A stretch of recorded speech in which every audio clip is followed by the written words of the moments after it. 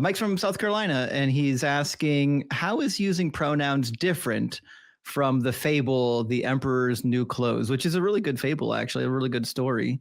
Mm-hmm. So, Mike, you're on the line now. You care to share with us a little bit? Oh, yeah, sure.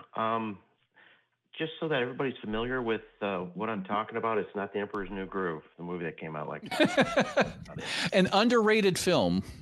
I think it's pretty darn good. But anyway, so Emperor's new clothes, just to summarize for people, Emperor comes out, says, "Don't you love all my new clothes?" And somebody had sold him magic clothes or something like that. And he was, in fact, naked.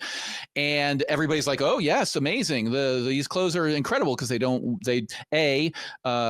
want to be excluded from the crowd. As Tim mentions in his great song, "Thank You, God." It is an Emperor New Clothes style fear of exclusion, but also because they want to win favor with the king. And it takes the child, the simple, straightforward child, to say, "But he's naked." And then everybody's like, "Oh, okay, the jig is up." That's the story. And you're asking, if I'm understanding you, how is that different from when people use pronouns? Can you expand on your question there? Yeah, that's a good summary of it as far as the movie goes. Only the people that were worthy could see the clothes, and that was the deal. So everybody wanted, "Oh yeah, I'm worthy. Yeah, I can see it." That's how it went down. But how it relates to pronouns is there's, I'll talk about this, but there's a lot of similarities there. Whereas we've got to, agree that people can say whatever they want for pronouns. And I've listened to some of your explanations, Cross-Examiner, as far as why we should use pronouns. It's just to be nice is a lot of it. And the problem with that is you're saying, so I'm talking to you, Cross-Examiner, but I'm curious what Justin has to say as well. And maybe this is old information, but you were just saying, hey, we should all use pronouns because it's nice. And what have you got to lose? Is that still where you're at, or you? I would clarify a few terms there.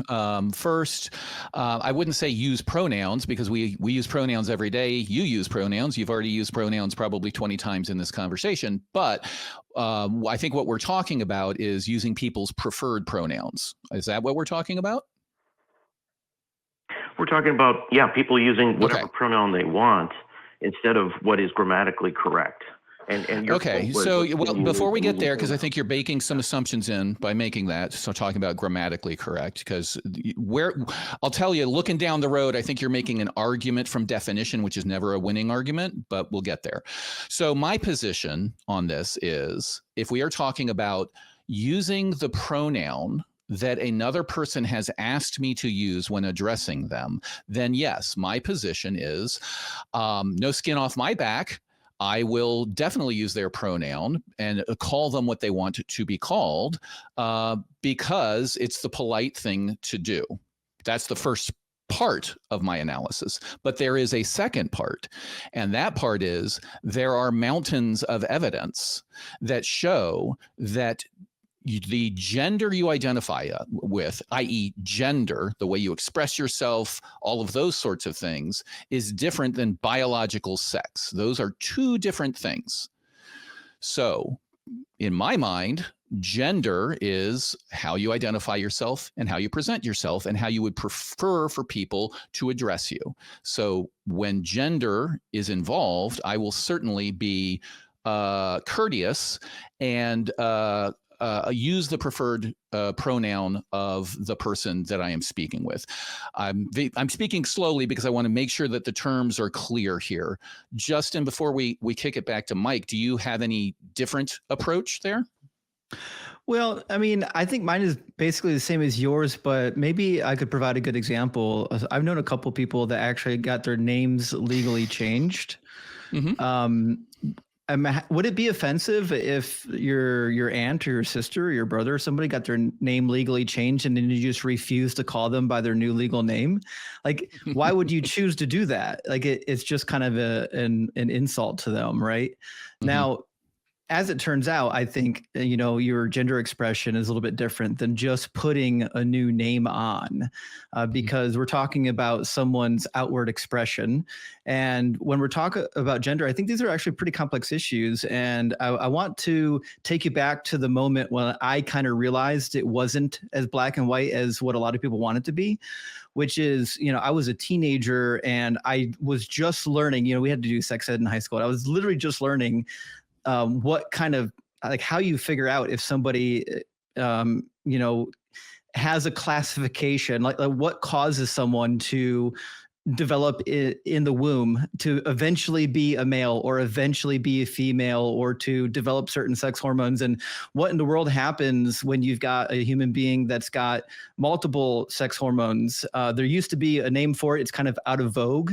But when I was a young person, they would refer to someone with two different sex hormones or two different sex organs as hermaphroditic. But and then I got older and I started to learn, oh, it's actually more than just your physical body parts. There's a whole classification of hormones that kind of dictate your identity, like what your brain understands itself to be. There's a whole classification of hormones that actually tell your body what type of body you have.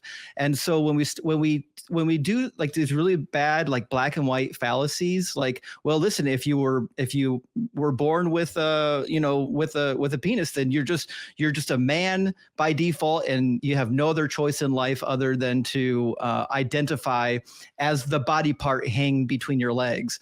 I think that's a false equivalency, because there's so much that goes into forming a human identity other than the thing between your legs. There's all kinds of stuff happening chemically inside of your body that dictate who you think you are and how you feel like you need to express yourself. It's not a mental disorder. They removed it from the DSM for a reason. It's not a disorder. This is a chemical, physical, biological makeup that people have. So when people tell me, listen, I was born one way, but I identify in a different way because this is who I see myself as, I understand that as being a biological trait. This is not the emperor having different clothes. This is a person who has a biological makeup that is different than my own, that is causing them to have this identity marker. Yeah. So what do you think, Mike? Any questions about our positions? Yeah, I mean, those are great topics, and this thing spread out immediately in the gender, and I kind of saw that coming, I guess. But what I wanted to focus in on for the purposes of a less than 2-hour conversation is pronouns. As far as somebody saying, "Well, hey, look," I want to let you talk, but I have a clarifying question, because you said it spread to gender, but you want to talk about pronouns. Our language, our pronouns are gendered. She, him, those are right. Gendered words. So you want to talk about a thing that is gendered, like other Romance languages, but then you said you didn't want to get into gender. So I'm confused. Can you clarify what you mean by I don't want to get into gender? I want to talk about pronouns. Well, I'm happy to talk about gender, but the causation of gender and genetics and all of that, it's just simply what I wanted to focus on was I want to be called him or her or she or turtle or whatever. Okay. Talk about that. I can't tell you how many people have walked around and told me I want to be called turtle. It happens every day to me, Justin. Does it happen to you? Like people are, when I hear, the reason I'm saying that, I'm of course being facetious. Just as a tip to you, Mike, it becomes very hard to take you serious when you throw that in here. When you throw that throwaway little clause into your sentence, all of a sudden you are showing your ass to people. All right. You are understanding. We are understanding now where you're coming from is you are being hyperbolic. You are using examples that don't exist in the real world in any statistically significant rate. And it doesn't sound like you are interested in a conversation. It sounds like you want to rant. And again, this is just a tip to you that when you do that, the serious people in the room are going to immediately start ignoring you. So why don't we take it from there? What's your problem with somebody saying, I am going to use a pronoun that somebody has requested that I use. Okay, if I can back up a step. The reason why I brought up turtle was not be hyperbolic, which means to be inflammatory and create a fuss. That's not. It just came across my Instagram thing that the Mental Health Advisory Board in Oregon, there's a gal that's like on she, her, turtle. Just saw it today. So, okay, where did you read that from? Like said, statistically significant discussions sort of ignore what may be a frickin' joke. So can we get to the point here? And hyperbolic doesn't mean inflammatory; it means exaggerated. But go on. Oh, okay. Well, this was factual and it was recent, and that's why I brought it up, and that's why I'm talking about this. And it could be a joke. And have you met the person? Do you know why they did that? Yeah, well, it's a video clip, and you can go look her up, and I will send you the name. You're not answering the question. Do you at least acknowledge it might be a joke? Like somebody might have done that humorously or to make some sort of point? No, she was in a business meeting, and somebody taped it and then put it on YouTube. Okay, so it's impossible for somebody to be joking about that or be making some other point, or. Like I said, maybe there's somebody there that wants to be called turtle and are trying to make some sort of effort to drive that point home in a humorous way. I don't know what other way to express it, but if they legitimately think they're a turtle, right, then I think we are into a different discussion. Because as Justin so wisely pointed out, the discussion about that is the same as saying, I want to be called a vagina haver when I don't have a vagina, right? That's possibly problematic, but that's not the conversation we're having. We're having a conversation about, I want to be called her or him or they or whatever, which is a different conversation. All right. So why don't we start over and you explain to me why honoring somebody's request to use their preferred pronoun is a bad thing, which is, I assume, your position. Thank you. That's actually what I wanted to talk about. The point of a lot of atheists is as long as there's no harm, then, that's your, I don't want to get another topic with you, but that's, hey, that's okay then for a lot of atheists. And for Christians, they're like, well, I have a book and it has some rules in it, and I would really like to not break those rules because I want to honor my God. And that's the basic. There's many other differences. Okay, so here we go. But just to clarify, breaking those rules would be your harm, right? Yeah. Okay, so we are operating under the same rules. It's just we disagree on what constitutes harm. Yeah, can you find me the part of the Bible where it says that using someone's preferred pronouns is breaking a rule? Yeah, I can by category, which is you're not supposed to lie. That's the top 10. It's not a lie. Amendments, you've heard of it. Okay, and yes, I'm with you on Justin. We are now to the point where I said you were going to make a definitional argument, and you are saying that a pronoun means genetic sex, biological sex. That is not what the most of the world is now using that term to mean.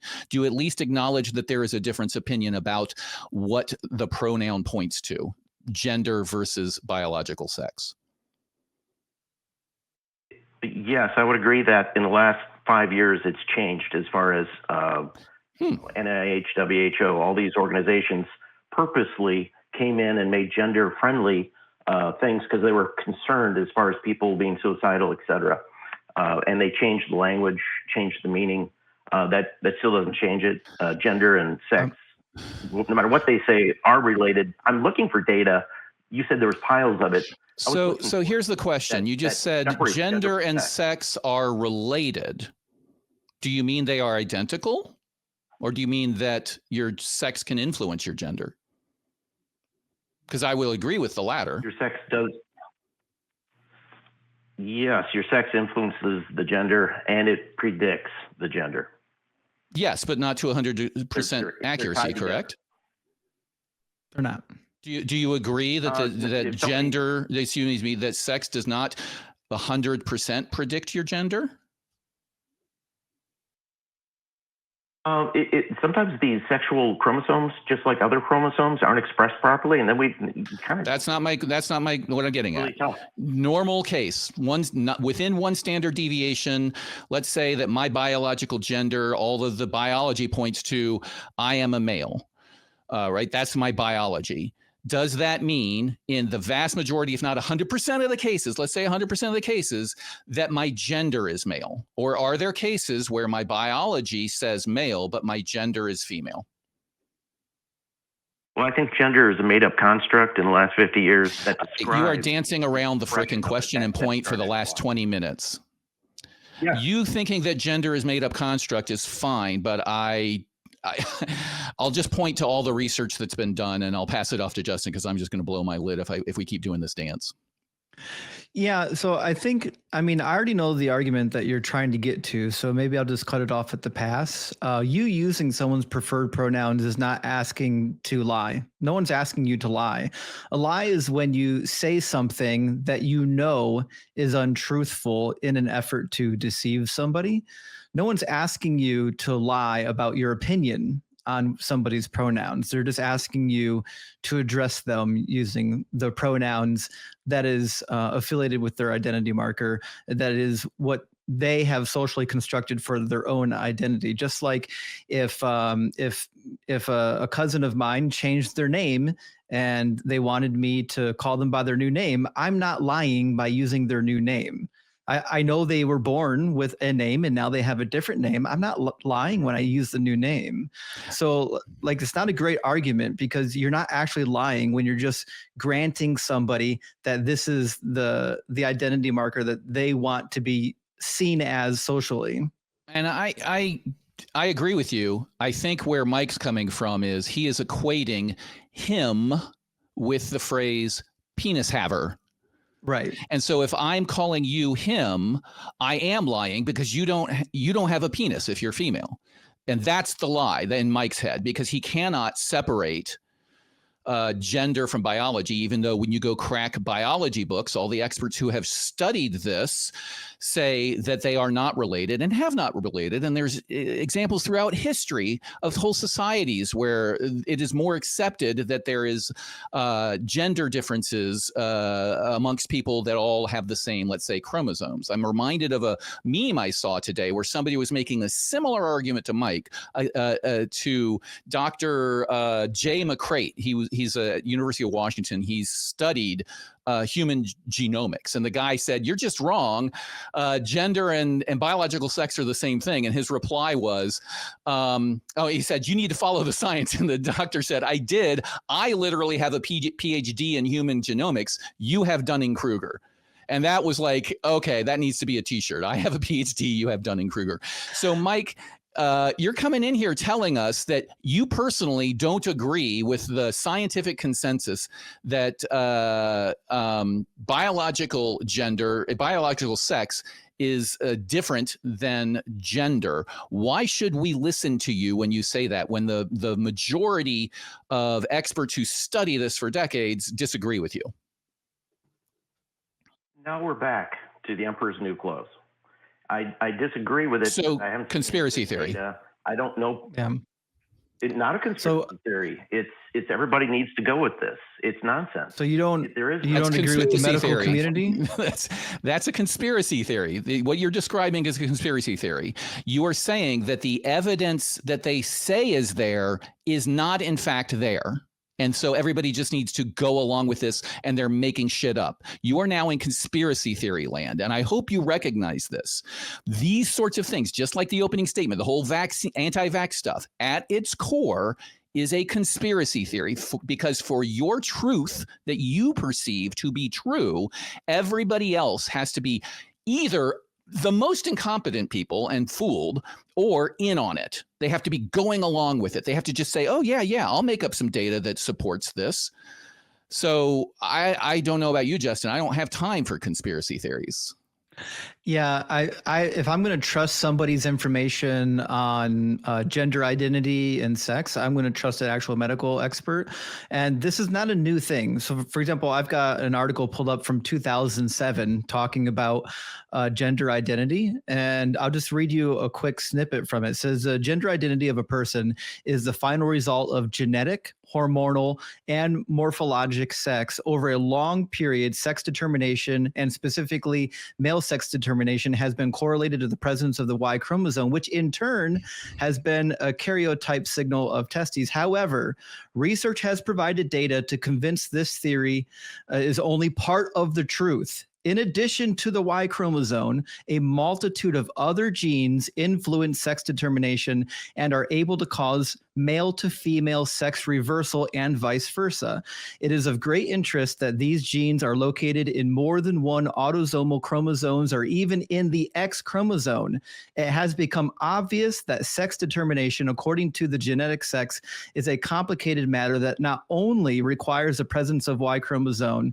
This fact triggered extensive research, so on and so forth. So just having a Y chromosome doesn't determine your sex. Like, there are lots of factors that play into your sex, your gender, your identity. It's not just the guy's got testes and he's a guy. It's more complicated than that. And so I agree with the scientific literature. If you disagree with the scientific literature, your disagreement's not with us. Your disagreement is with science. And I don't think you're qualified to disagree with the science unless you've got a PhD in biology. We'll give you the last word, Mike. I appreciate that. And yeah, genes are very complex, and there's other genes that affect the X and Y's besides just the actual X and Y. That is true. Okay. Well, listen, Mike, it was good to hear from you. We're going to move on to our next caller, but thanks for calling in.